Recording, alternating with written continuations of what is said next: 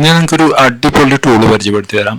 ഈ ടൂള് കണ്ടോ, നമ്മുടെ പ്രഷർ ഫുഡ് നമുക്ക് വളരെ ഈസി ആയിട്ട് മാറ്റാൻ പറ്റുന്ന ഒരു ടൂളാണിത്. ജസ്റ്റ് നമുക്ക് ഒരു വിരൽ കൊണ്ട് ഒന്ന് പുഷ് ചെയ്ത് കഴിഞ്ഞാൽ നമുക്കിത് മാറ്റാൻ പറ്റും. അപ്പോൾ ഇത്രയും ഈസി ആയിട്ട് മാറ്റാൻ പറ്റാവുന്ന ഒരു ടൂളാണ്. ഇതിൻ്റെ പ്രത്യേകത, ഇത് ജാക്ക് കമ്പനിയുടെ ഒറിജിനൽ ടൂളാണ്.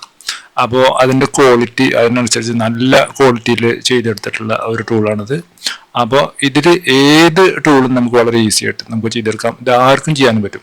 അപ്പോൾ ഇതുണ്ട്, ഇത് നമ്മളിപ്പോൾ അഴിച്ചെടുത്തിട്ട് നമുക്ക് ഇത് നോക്കാം, ഇത് എങ്ങനെയാണ് ഇത് ചെയ്യുന്നത് നോക്കാം. അപ്പോൾ ഇതാണ് ഈ ടൂൾ, കണ്ടില്ലേ? അപ്പോൾ ഇതേപോലത്തെ ടൂൾ നമുക്ക് ലോക്കലി കിട്ടുന്നുണ്ട്. പക്ഷേ ഇത് ജാക്കിൻ്റെ പേര് എഴുതിയിട്ടുള്ള ടൂളാണ്. അപ്പോൾ നമുക്ക് മാർക്കറ്റിൽ അവൈലബിൾ ആയിട്ടുള്ള ഈ ചെറിയ ടൂളാണ് ഇപ്പോൾ എല്ലാവരും ഉപയോഗിക്കുന്നത്. പക്ഷേ ഇതിനേക്കാളും ഏറ്റവും ഈസി ആയിട്ട് നമുക്ക് ചെയ്യാൻ പറ്റുന്നതും അതുപോലെ തന്നെ നമുക്ക് ഈ ചെറിയ ടൂളിൽ ഉപയോഗിക്കുന്ന അത്രയും പ്രഷർ യൂസ് ചെയ്യാതെ തന്നെ നമുക്കിത് യൂസ് ചെയ്യാം. ഇപ്പോൾ ജസ്റ്റ് നമ്മൾ ഈ ഒരു ടൂൾ നമ്മൾ ഇട്ട് നോക്കുകയാണെങ്കിൽ നമുക്ക് മനസ്സിലാവും ഇത് ഒന്ന് പുഷ് ചെയ്യാൻ വേണ്ടിയിട്ട് നമുക്ക് എത്രമാത്രം പ്രഷർ അപ്ലൈ ചെയ്യണമെന്ന്.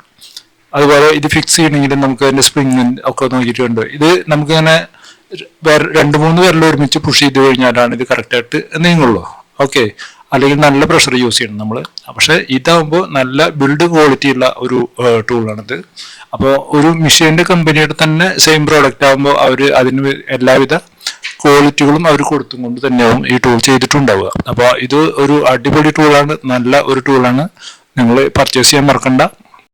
ഇനി ഇതെങ്ങനെയാണ് ഫിക്സ് ചെയ്യണമെന്ന് നോക്കാം. നമ്മളിപ്പോൾ നോർമലി സാധാരണ ഫുട്ട് ഇതുപോലെയാണ് ഫിക്സ് ചെയ്തിട്ടുണ്ടാവുക. അപ്പോൾ ഇതിന്റെ ഈ സ്ക്രൂ ഇവിടുന്ന് നമ്മൾ അഴിച്ചെടുത്തതിന് ശേഷം നമ്മൾ ഈ സ്ക്രൂ ഫുള്ളായിട്ട് ഇവിടുന്ന് അഴിച്ചെടുക്കണം. അഴിച്ചെടുത്തതിന് ശേഷം നമ്മൾ സാധാരണ ലോക്കൽ പിൻ എങ്ങനെയാണോ ഫിക്സ് ചെയ്യുന്നത് അതിൽ നിന്ന് വ്യത്യസ്തമായിട്ട് ഇതിന് ഈ ഒരു ലോക്ക് ഉണ്ട്. അപ്പോൾ ഏറ്റവും ആദ്യം ഇതിന്റെ ഈ സ്ക്രൂ ഇതുപോലെ ഇങ്ങോട്ട് അഴിച്ചെടുക്കുക. അതിനുശേഷം ഇതാണ് ഇതിന്റെ സേഫ്റ്റി ലോക്കാണത്. അപ്പോൾ ഈ ലോക്കുള്ള ഭാഗം ഇത് കറക്റ്റായിട്ട് ഇതുപോലെ ഇങ്ങോട്ട് കയറ്റി വയ്ക്കുക. ഓക്കെ, കയറ്റി വെച്ചതിന് ശേഷം നമ്മൾ കറക്റ്റായിട്ട് ആ വലിയ സ്ക്രൂ നമ്മൾ അഴിച്ചെടുത്ത സ്ക്രൂ അതിൻ്റെ ആ ഹോള് കൂടെ കറക്റ്റായിട്ട് ടൈറ്റ് ചെയ്തെടുക്കുക.